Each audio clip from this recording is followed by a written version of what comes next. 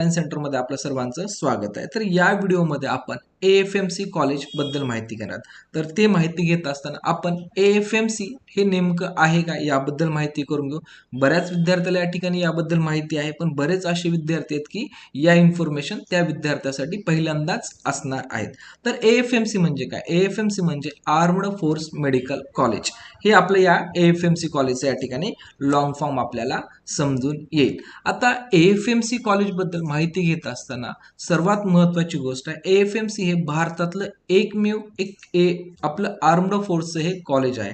AFMC Pune सोडून भारतात अजून दुसरं कुठलंच या ठिकाणी आर्म्ड फोर्सचं या ठिकाणी कॉलेज उपलब्ध नाहीये सध्याच्या परिस्थितीला। तर हे आपण माहिती घेत असताना आपण कॉलेज बद्दल माहिती तर घेणार आहोत, पण त्यासोबतच या ठिकाणी आपल्या स्क्रीनवरती काही पॉईंट दिलेले आहेत की अबाउट एएफएमसी म्हणजे नेमकं एएफएमसी काय आहे, त्याची स्थापना केव्हा झाली, त्याचा पर्पज काय याबद्दल माहिती घेणार। तर एएफएमसी तर ऍडमिशन रूल्स काय असतील की सेकंड पॉइंट येतो की बाबा आयएफएमसी आम्हाला समजली, नंतर ऍडमिशनचे त्या ठिकाणी रूल्स रेग्युलेशन्स काय असणार आहेत।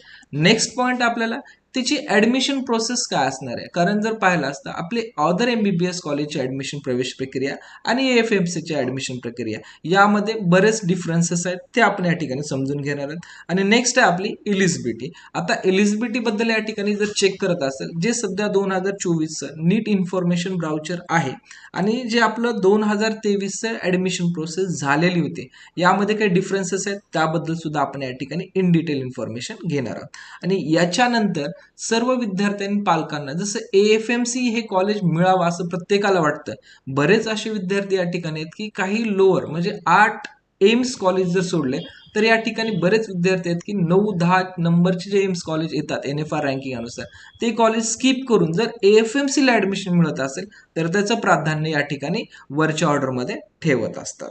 तर त्याचं रिझन्स काय आहे हे ठेवायचं प्राधान्य, त्याबद्दल सुद्धा मी डिस्कशन करणार आहे। आणि दुसरी महत्वाची गोष्ट, एएफएमसी एज्युकेशन झाल्यानंतर एएफएमसी पूर्ण आपल्या एमबीबीएस कोर्स संपल्यानंतर पुढे करिअर ऑपॉर्च्युनिटी काय याबद्दल सुद्धा आपण या ठिकाणी माहिती घेणार आहोत। तर वन बाय वन आपण या ठिकाणी टॉपिकला या ठिकाणी डिस्कस करूया। तर अबाउट एएफएमसी, तर आता एएफएमसी जर विचार केला तर आपल्या पूर्ण भारतामध्ये पुण्यामध्ये जे कॉलेज आहे हे एकमेव असं एक कॉलेज आहे की त्या ठिकाणी आर्म्ड फोर्स एमबीबीएस कॉलेज आपण ग्राह्य धरू शकतो। दुसरं याच्यामध्ये या कॉलेजची जी स्थापना झालेली आहे, जे एएफएमसी कॉलेजची स्थापना आहे ते स्थापना 1 मे 1948 मध्ये या ठिकाणी झालेले आपल्याला निदर्शनात येते।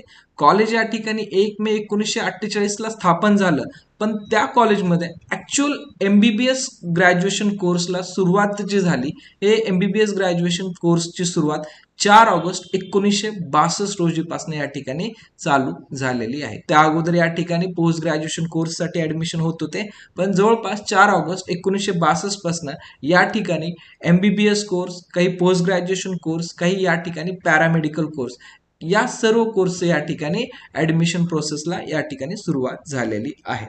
तर महत्वाचं आता एएफएमसी बेसिकली पाहिलं असता हे महाराष्ट्र राज्यामध्ये येणारं कॉलेज आहे। तर महाराष्ट्र राज्यामध्ये कॉलेज येत असल्यामुळं हे जे कॉलेज आहे हे Maharashtra university of health science नाशिकशी या ठिकाणी कनेक्टेड आहे किंवा अफिलेटेड आहे। जेही आपले नाशिक म्हणजे ऑल जे आपल्या महाराष्ट्रातले एमबीबीएस कॉलेज नाशिकला अफिलेशन आहे, तसंच अफिलेशन एएफएमसी ला सुद्धा आपल्या नाशिकचंच असणार आहे। आणि रिकॉग्नाइज्ड बाय या ठिकाणी एनएमसी यानी की नॅशनल मेडिकल कमिशन याच्याशी या ठिकाणी कनेक्टेड सुद्धा आहे।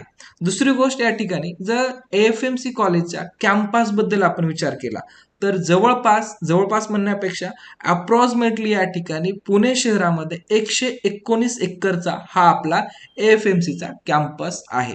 तुम्हाला स्क्रीनवरती मी जे एक इमेज दाखवले, इमेजमध्ये तुम्हाला फक्त काही पोर्शन दिसत आहे, पण ओव्हरऑल कॅम्पसचा जर विचार केला तर हा कॅम्पस टोटली 119 एकरचा टोटल कॅम्पस आहे।